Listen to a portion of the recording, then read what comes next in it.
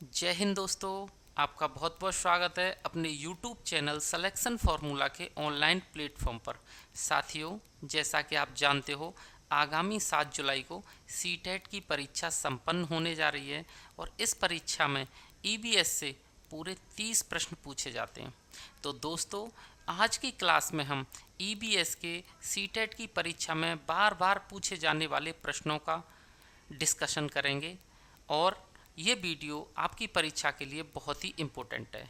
तो साथियों, देर न करते हुए अपने वीडियो की शुरुआत करते हैं और साथियों ऐसे प्रश्नों को डिस्कस करते हैं जो बार बार घुमा फिरा के सीटेट की परीक्षा में पूछे गए हैं। ठीक है, तो आज की क्लास में हम EBS क्वेश्चंस देखेंगे जो सीटेट 2024 के लिए बहुत ही ज़रूरी हैं।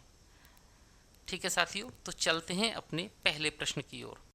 साथियों, ये प्रश्न कई बार पूछा गया सीटेट में। ठीक है, तो हमारा पहला प्रश्न है, हाथियों के बारे में नीचे दिए गए कथनों पर विचार कीजिए और सही कथनों को हमें चुनना है इसमें। ठीक है, 3 महीने के हाथी के बच्चे का भार लगभग 2 कुंटल होता है। दूसरा कथन है, हाथी अत्यधिक आराम नहीं करते हैं, वे केवल 2 से 4 घंटे ही सोते हैं। तीसरा कथन है, कोई वयस्क हाथी 24 घंटे में 2 कुंटल से अधिक पत्तियां और झाड़ियां खा सकता है। चौथा हमारा कथन है, हाथियों के झुंड में 2-3 परिवारों के सदस्य होते हैं और उनमें सबसे बुजुर्ग हाथी झुंड का नेता होता है। ठीक है साथियों, अब देखना है इस प्रश्न में कौन कौन से कथन हमारे सही है। तो साथियों, हमारा पहला कथन इसमें सही है, 3 महीने के हाथी के बच्चे का वजन लगभग 2 कुंटल होता है। इसका मतलब हमारा ए सही है। ठीक है, अब आगे देखते हैं। इसका हमारा हाथी अत्यधिक आराम नहीं करते, ये भी सही है, यानी कि इसका हमारा बी सही है। और हमारा इसमें सी और डी ये गलत होंगे, यानी कि पहला दूसरा सही है, ए और बी। तो हमारा ऑप्शन ए इसका सही हो जाएगा, ए और बी। ठीक है, अगला प्रश्न देखते हैं। अगला प्रश्न है, रीता ने एक पक्षी की ओर इशारा किया और कहा, देखो, इस पक्षी की आंखें इसके सिर के सामने हैं, बिल्कुल मेरे समान। आपके अनुसार वह किस पक्षी की ओर इशारा कर रही है? साथियों, आप एक चीज़ बस बहुत अच्छे से ध्यान रखना, सी टेट है, सी टेट में क्वेश्चन आपको इजी पूछा जाएगा, लेकिन ऐसे ही घुमा फिरा के पूछा जाएगा और सारे क्वेश्चन पैराग्राफ टाइप के ही आएंगे, जिससे उसको पढ़ने में भी टाइम लगेगा। तो आप ऐसे ही क्वेश्चनों को तैयार करके जाइएगा। ठीक है, ऑप्शन है कबूतर, गौरैया, उल्लू, कौवा। तो साथियों, जिसकी सामने आंखें होती हैं वो होता है उल्लू। तो हमारा राइट आंसर होगा ऑप्शन सी। ठीक है, अगला प्रश्न देखते हैं। अगला प्रश्न है, संकटापन्न हिरण के इस जाति के लिए केवल लोकटक झील एक स्थान है, यानी कि हमें हिरण की ऐसी जाति बतानी है जो केवल लोकटक झील में पाई जाती है। ठीक है, चीतल, बारहसिंगा, शंभार, संगाई। तो साथियों, लोकटक झील संगाई हिरण के लिए फेमस है। ठीक है, तो ऑप्शन डी हमारा राइट आंसर हो जाएगा। अगला प्रश्न देखते हैं। अगला प्रश्न है, वीनस फ्लाई ट्रैप तथा पिचर प्लांट। साथियों, मैं आपको बता दूं, वीनस फ्लाई ट्रैप और पिचर प्लांट ये कीट बच्ची पौधे होते हैं। इनकी जो पत्तियां होती हैं वो बहुत ही आकर्षक होती हैं, रंगीन होती हैं और कीड़े इन पर आते हैं। ठीक है, कीट बच्ची पौधा कहा जाता है क्योंकि यह विशिष्ट पत्तियों या पत्तियों के भागों का प्रयोग करके कीटों को फंसाते हैं। कीटों से यह पौधे प्राप्त करते हैं। अब ये क्या प्राप्त करते हैं? पोषक तत्व, वायु, जल, मृदा। तो इसका राइट आंसर होगा ऑप्शन ए। ये क्या करते हैं? दोनों ही पौधे कीटों से पोषक तत्व ग्रहण करते हैं। ठीक है साथियों, अगला प्रश्न देखते हैं अपना। हमारा अगला प्रश्न है, विश्व जल दिवस मनाया जाता है। सीटेट के लिए वेरी इंपॉर्टेंट क्वेश्चन। ठीक है साथियों, ध्यान रखना, 22 मार्च को, 5 जून को, 11 जून को, 22 अप्रैल को। तो राइट आंसर हो जाएगा ऑप्शन ए, 22 मार्च को। ठीक है, अगला प्रश्न देखते हैं। अगला प्रश्न है, आरटी एक्ट 2009 सुनिश्चित करता है, आरटी एक्ट के अनुसार इनमें से क्या सही है? ठीक है, जन्म से 6 वर्ष तक के बालकों के लिए मुफ्त और अनिवार्य शिक्षा, 14 वर्ष की आयु तक के बच्चों के लिए मुफ्त और अनिवार्य शिक्षा, 6 से 18 वर्ष तक के बच्चों के लिए मुफ्त और अनिवार्य शिक्षा, 6 से 14 वर्ष तक के बच्चों के लिए मुफ्त और अनिवार्य शिक्षा। तो साथियों, आप जब सीटेट की तैयारी कर रहे हैं तो आपको इसका पता ही होगा, लेकिन इसी प्रकार के क्वेश्चन आपको एग्जाम में मिलेंगे।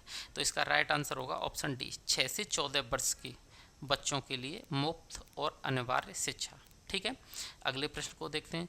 हमारा अगला प्रश्न है, पक्षी अपना सिर कई बार हिलाते हैं, ऐसा इसलिए करते हैं क्योंकि गर्दन में मांसपेशियों को फड़कना आम बात है, आंखें स्थिर होती हैं, हल नहीं सकती, हल मतलब हिलना, आंखें हिलती नहीं है। ठीक है, यह एक अनैच्छिक क्रिया है साथी को आकर्षित करने के लिए। तो इसका राइट आंसर हो जाएगा साथियों ऑप्शन बी, पक्षियों की आंखें स्थिर होती हैं, वो हिलती नहीं है, इधर उधर मूवमेंट नहीं करती हैं। ठीक है, अगला प्रश्न देखते हैं। अगला प्रश्न है, भारत में उच्चतम वर्षा रिकॉर्ड की गई, चेरापूंजी में, अंगुबे में, महाबलेश्वर में, मौसिनराम में। तो साथियों, आप जानते हैं चेरापूंजी के पास जो एक स्थान है मौसिनराम, वहाँ सबसे ज़्यादा वर्षा रिकॉर्ड होती है। ठीक है, तो इसका राइट आंसर हो जाएगा ऑप्शन डी, मौसिनराम। अगला प्रश्न है हमारा, निम्नलिखित में से कौन सा प्राथमिक कक्षा में पर्यावरण अध्ययन का सर्वाधिक महत्वपूर्ण घटक है। इसी टाइप के क्वेश्चन आपको मिलने वाले हैं एग्जाम में, ध्यान रखना, और इस वीडियो में से आपको एग्जाम में जरूर मिलेंगे क्वेश्चन। ऑप्शन ए है अवधारणा निर्माण, बी आदत निर्माण, सी खोजने का आनंद, डी सूचना। तो साथियों, प्राथमिक स्तर पर हम सर्वाधिक महत्वपूर्ण घटक हमारे लिए रहेगा खोजने का आनंद। तो साथियों, इस प्रश्न का हमारा राइट आंसर हो जाएगा ऑप्शन सी, खोजने का आनंद। ठीक है, अगला प्रश्न देखते हैं। अगला प्रश्न है, निम्नलिखित में से वह युगल चुनिए, वह जोड़ा चुनना है जो हमारे देश के एक राज्य और एक केंद्र शासित प्रदेश से मिलकर बना है। ऑप्शन ए है मणिपुर और जम्मू कश्मीर, असम और उड़ीसा, सी है उत्तराखंड और मेघालय, डी है तेलंगाना और अरुणाचल प्रदेश। तो साथियों, आप जानते हैं मणिपुर एक स्टेट है, ठीक है, स्टेट है, और जम्मू कश्मीर क्या है, अब यूनियन टेरिटरी। तो हमारा ऑप्शन ए राइट आंसर होगा। बाकी असम, उड़ीसा, उत्तराखंड, मेघालय, तेलंगाना, अरुणाचल प्रदेश, ये सभी हमारे देश के स्टेट हैं। ठीक है, आगे बढ़ते हैं। अगला प्रश्न है, भारत के 3 समुद्री तटवर्ती राज्य हैं, समुद्र के तट वाले राज्य बताने, तेलंगाना, महाराष्ट्र, उड़ीसा, झारखंड, गुजरात, पश्चिम बंगाल, असम, उड़ीसा, कर्नाटक, कर्नाटक, केरल, आंध्र प्रदेश। तो साथियों, हमारा राइट आंसर हो जाएगा ऑप्शन डी, कर्नाटक भी समुद्र के किनारे है, केरल भी और आंध्र प्रदेश भी। ठीक है, यहाँ पे महाराष्ट्र, उड़ीसा तो हैं लेकिन तेलंगाना नहीं है। यहाँ पे झारखंड, गुजरात, पश्चिम बंगाल गुजरात हैं लेकिन झारखंड नहीं है। यहाँ पे असम नहीं है। ठीक है, ये ध्यान रखना। तो हमारा ऑप्शन डी इसका राइट आंसर होगा। नीचे दिए गए किस राज्य के पहाड़ों के जंगलों में लोग झूम की खेती के तरीके को अपनाते हैं। ऑप्शन ए है झारखंड, बी मिजोरम, सी असम, डी छत्तीसगढ़। तो साथियों, पहाड़ों में और झूम की खेती आप ये याद रखोगे मिजोरम में की जाती है। ठीक है, मिजोरम के पहाड़ों पर झूम की खेती की जाती है। तो इसका राइट आंसर हो जाएगा ऑप्शन बी, मिजोरम। साथियों, ये वही प्रश्न हैं जो सीटेट के एग्जाम में कई बार आपसे पूछ लिए गए। अगला प्रश्न देखते हैं। मच्छरों द्वारा फैलने वाले 2 रोगों का समुच्चय को चुनिए। हैजा, मियादी बुखार, हैजा, मलेरिया, मियादी बुखार, मलेरिया, डेंगू और चिकनगुनिया। तो साथियों, आप ध्यान रखें, हैजा मच्छरों से नहीं फैलता है, मक्खियों से फैलता है, और मियादी बुखार भी नहीं फैलता है। ठीक है, तो हमारा ऑप्शन बचेगा डी, डेंगू और चिकनगुनिया, ये दोनों मच्छरों से फैलने वाली बीमारी हैं। तो हमारे इस क्वेश्चन का आंसर हो जाएगा ऑप्शन डी। अगला प्रश्न देखते हैं। एक राज्य ऐसा है जहां वर्षा बहुत होती है और हिमपात भी होता है, ठंड भी होती है, धूप में बैठना अच्छा लगता है, वहाँ के घर पत्थर और लकड़ी से बनाए जाते हैं, छतें वहाँ की ढालू होती हैं।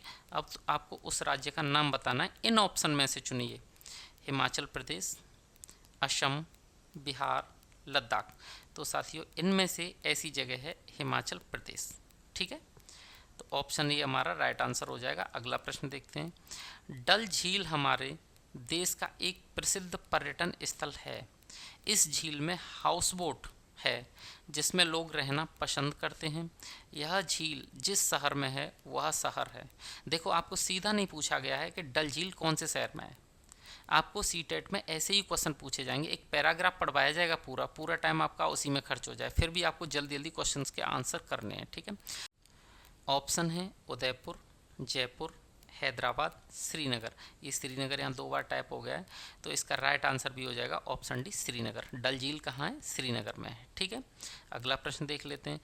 मच्छर प्राय हमें परेशान करते हैं और अंधेरे में भी हमें ढूंढ सकते हैं, तो मच्छर हमें कैसे ढूंढ लेते हैं? ऑप्शन ए है हमारी सांसों के कंपनों के द्वारा, सांस द्वारा छोड़ी गई वायु की गर्मी से, सांस द्वारा छोड़ी गई वायु की गंध द्वारा, पैरों के तलवों की गंध और हमारे शरीर की गर्मी से। तो साथियों, मच्छर हमें ढूंढते हैं पैरों के तलवों की गंध से और हमारे शरीर की गर्मी से। ठीक है, तो ऑप्शन डी हमारा राइट आंसर होगा। अगला क्वेश्चन देख लेते हैं। अगला क्वेश्चन है हमारा, ये क्वेश्चन साथियों कई बार पूछा गया है और कई एग्जामों में पूछा गया है। ठीक है, राजस्थान के रेगिस्तानी इलाके में मुख्यतः पाए जाने वाले खेजड़ी, ठीक है, खेजड़ी वृक्ष के विषय में नीचे कुछ कथन दिए गए, हमें इन पर विचार करना है। इस वृक्ष को उगाने के लिए अधिक जल की आवश्यकता नहीं है, ये हमारा सही आंसर है। ठीक है, ज़्यादा पानी की ज़रूरत नहीं होती।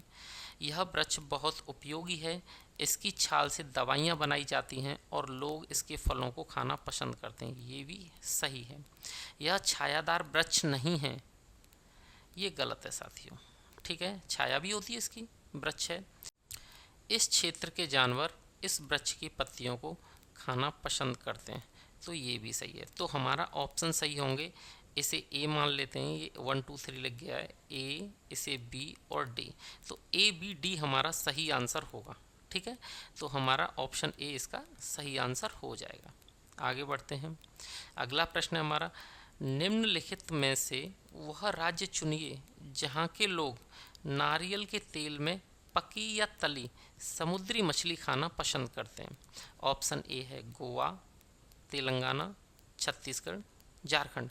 तो साथियों, इसका राइट आंसर हो जाएगा गोवा। गोवा के लोग ऐसे हैं जो नारियल के तेल में पकी हुई मछलियां खाना पसंद करते हैं। ठीक है, आगे बढ़ते हैं। अगला प्रश्न है, निम्नलिखित में से उस शहर को चुनिए जहां के अधिकांश लोग इलायची और बादाम डाला हुआ गर्म कहवा पीना पसंद करते हैं। ऑप्शन है शिलोंग, मैसूर, हैदराबाद, श्रीनगर। तो इसका राइट आंसर हो जाएगा ऑप्शन डी। जो श्रीनगर के लोग हैं वो कहवा को इलायची और बादाम डालकर गरम कहवा पीना पसंद करते हैं। ठीक है, आगे बढ़ते हैं। अब अगला प्रश्न है हमारा और वो है 20वां प्रश्न। भारी वर्षा होने के कारण यहाँ के घर जमीन से 10 से 12 फीट की ऊंचाई यानी 3 साढ़े 3 मीटर मजबूत बांस के खंभों पर बने होते हैं और लोग घरों में प्रवेश करने के लिए सीढ़ी का प्रयोग करते हैं। जब घर ऊंचे बने होंगे तो सीढ़ी से ही चढ़ेंगे। घरों की छतें ढालू होती हैं, बताओ यह कौन सी जगह है? ये प्रश्न कई बार पूछा गया साथियों सीटेट में। ठीक है, ऑप्शन ए है हिमाचल प्रदेश, अगला मिजोरम, फिर झारखंड और असम। तो हमारा राइट आंसर हो जाएगा ऑप्शन डी, असम। ऐसे घर हमें असम में देखने को मिलते हैं। ठीक है, आगे बढ़ते हैं। राज्यों का वह समूह चुनिए जिनके समुद्र तट अरब सागर पर हैं। अरब सागर यानी कि भारत के पश्चिम में, ये ध्यान रखना है। तमिलनाडु, उड़ीसा, आंध्र प्रदेश। अब आपको पता है साथियों, उड़ीसा तब पूरब में है। अब उड़ीसा जहाँ देखे आप उनको कैंसिल कर दीजिए, उड़ीसा वाला नहीं होगा। ठीक है, केरल, कर्नाटक, महाराष्ट्र। तो हमारा ऑप्शन बी इसका राइट आंसर होगा। वैसे भी केरल, कर्नाटक और महाराष्ट्र अरब सागर पर इनके तट हैं। इधर उड़ीसा का नहीं है, उड़ीसा का ही नहीं है, बाकी सबका है। ठीक है, आगे बढ़ते हैं।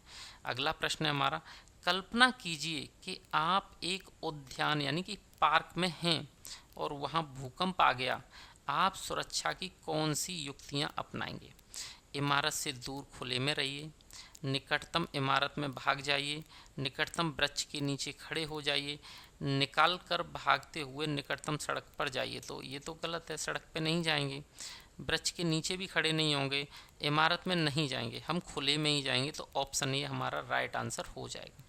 अगला प्रश्न है साथियों, ऐसे भोज्य पदार्थों के एक समुच्चय का चयन कीजिए जिन्हें पौधे के समान भाग से प्राप्त किया गया है। ऑप्शन ए है सेब, गन्ना, अदरक, गाजर। आप देखेंगे गाजर जड़ है, ठीक है, अदरक तना है, गन्ना भी तना है और सेब फल है, सब अलग अलग हैं। हरी मटर ये बीज है, जीरा बीज है, चना बीज है, गेहूँ भी बीज है, तो हमारा राइट आंसर ऑप्शन बी हो जाएगा। फिर भी हम आगे देख लेते हैं। पालक पत्ता है, जीरा बीज, आलू क्या होता है, तना, पत्ता गोभी पत्ता होता है, सेब, टमाटर, अदरक यहाँ तना आ गया, सेब फल हो गया, खूबानी, तो सब में अलग अलग है। तो हमारा राइट आंसर कौन सा होगा, यही हमारा राइट आंसर होगा, ऑप्शन बी। ये भी एग्जाम के लिए बहुत इंपॉर्टेंट क्वेश्चन है। अगला देख लेते हैं। निम्नलिखित में से कौन से पौधे का प्रवर्धन बीजों द्वारा होता है, गन्ना, आलू, पत्ता गोभी। तो साथियों आपको पता है गन्ना, गन्ना बीज से नहीं बनता। गन्ना, गन्ने के लिए गन्ने को ही काट के बोया जाता है, ठीक है। चावल, गेहूं, ओट्स, ये तीनों बीज से होते हैं, तो ऑप्शन बी हमारा सही होगा। आलू तना होता है, गन्ना भी नहीं है, गेहूं गन्ना आ रहा है सब में, ठीक है। तो ऑप्शन बी हमारा क्या हो जाएगा, राइट आंसर हो जाएगा। चावल, गेहूं और ओट्स ये बीजों के द्वारा होते हैं। अगला प्रश्न है, निम्नलिखित में से किसी की वायु द्वारा फैलने की संभावना है।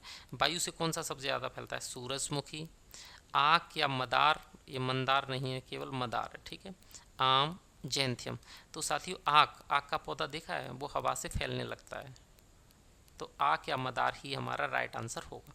अगला, निम्नलिखित में से कौन सा भोजन उस राज्य के लोगों का मुख्य भोजन है जहाँ से पीवी सिंधु संबंध रखती हैं।